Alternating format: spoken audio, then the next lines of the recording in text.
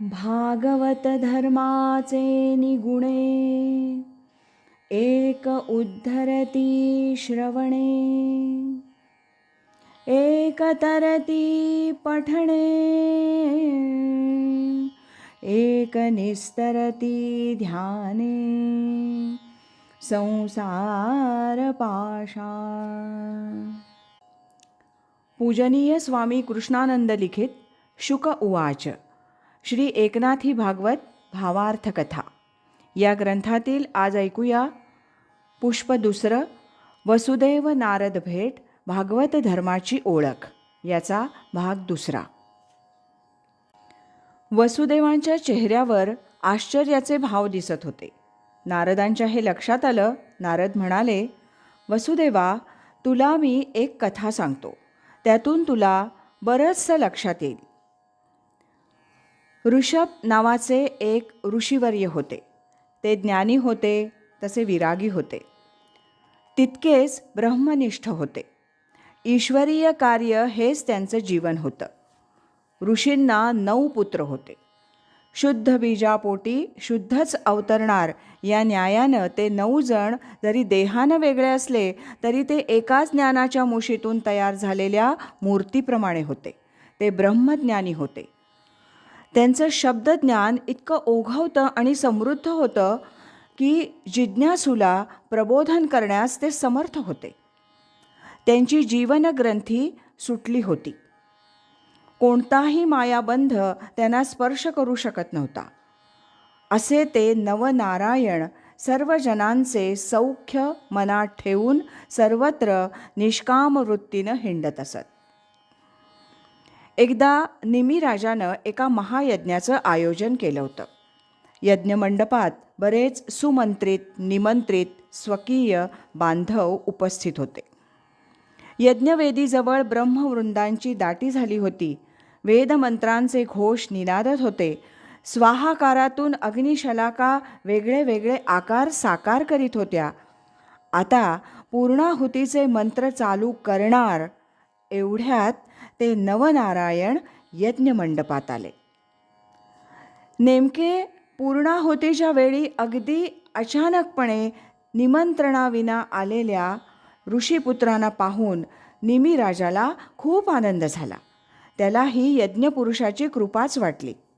त्या तरुण ऋषीपुत्रांची आकर्षक देहयष्टी आणि दैदिप्यमान तेजकांती पाहता जणू काही सूर्यनारायणच नवकिरणांसह प्रकटला आहे असं निमिराजाला वाटलं. सर्वांचं लक्ष त्यांच्याकडे केंद्रित झालं. त्यांचे ते ऋत्विजपण पाहून निमिराजानं त्यांना आदरानं वंदन केलं आणि स्वतंत्र अशा शोभायमान आसनांवर त्यांना बसवलं. निमिराजानं आपल्या शिरावरील राजकिरीट काढला आणि त्यांच्या चरणी ठेवून तो त्या नवनारायणांना म्हणाला, ऋषीदेव हो, आपण सर्वजण मला ईशरूप आहात. आपलं हे एकत्र दर्शन खरोखरच दुर्लभ असंच आहे. आपल्या आगमनानं माझा हा यज्ञमंडप पावन झाला आहे. माझ्या जीवनाची पुण्यराशी आपल्या रूपानं पुढे आली आहे असं वाटतं.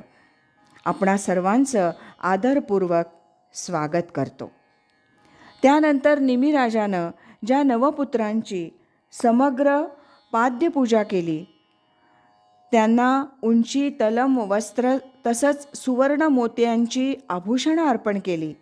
तेवढ्यात विविध रसरसलेली फळं आणि पियुषांचे पेले घेऊन सेवेकरी आले. निमिराजानं 9ही जणांना साष्टांग नमस्कार केला आणि फलाहाराची विनंती केली. निमिराजाच्या आदर सत्कारानं त्या नवनारायणांना संतोष झाला हे त्यांच्या प्रसन्न वदनावरून दिसत होतं.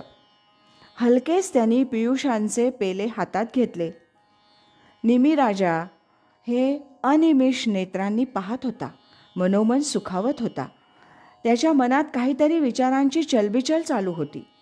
एकीकडे तो त्या नवनारायणांकडे भरभरून पाहत होता, तर दुसरीकडे मनातील विचारांना शब्दांकित कसं करायचं ह्याचा विचार करीत होता. त्यांचा फलाहार संपला हे पाहून अत्यंत आदरयुक्त स्वरात तो त्यांना उद्देशून म्हणाला, प्रभो, आपल्या या अवचित येण्यानं मला मनोमन आनंद वाटला. मी आपणास काही विचारू इच्छितो. आपणास आवडेल का? आपली अनुमती असेल तर. अवश्य अवश्य.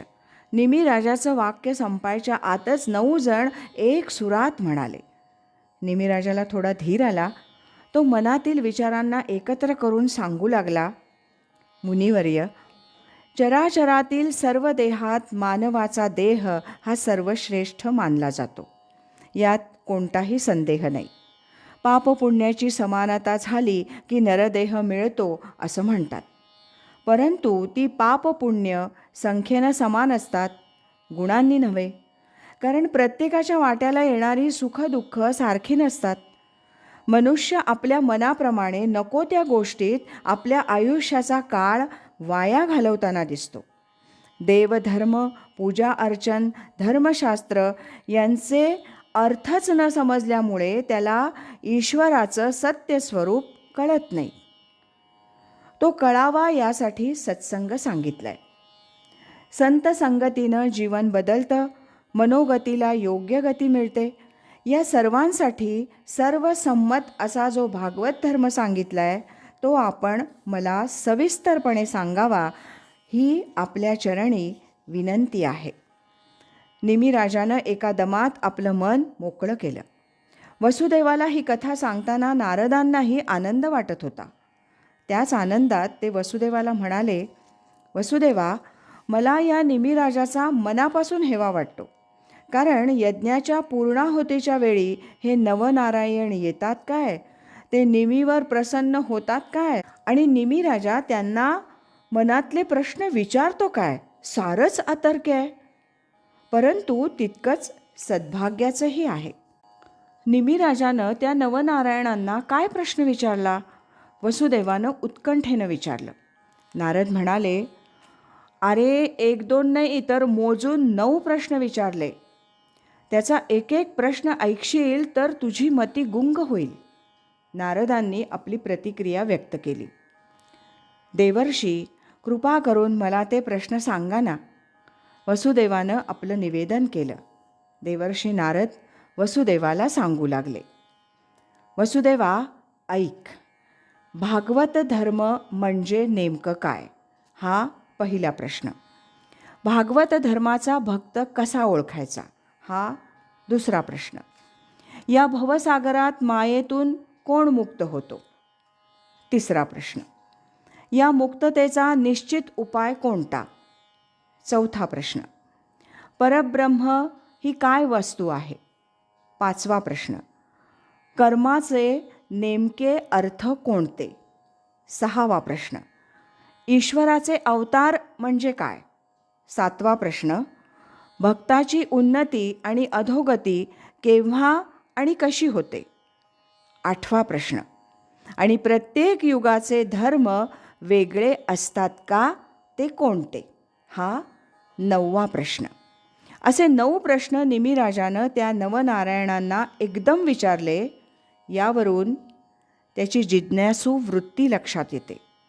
देवर्षी नारदांनी सांगितलेली निमिराजाची प्रश्नावली ऐकून वसुदेव खरोखरच स्तंभित झाले. आता ते नवनारायण काय काय उत्तरं देतात हे श्रवण करायला त्यांचे कान आतुर झाले होते. साधक हो, आता या प्रश्नांची उत्तरं ऐकायला आपणही सर्वजण आतुर आहातच, पण ते आपण उद्याच्या भागात ऐकणार आहोत. आज आपण इथेच थांबूया. नमो व्यासमूर्ते, नमो शुकदेवा, दिला मुमुक्षुसी त्वा अक्षय ठेवा. कथा भावरूपे घडली हाते, करी समर्पित गुरुचरणाते. हरि ओम तत्सत.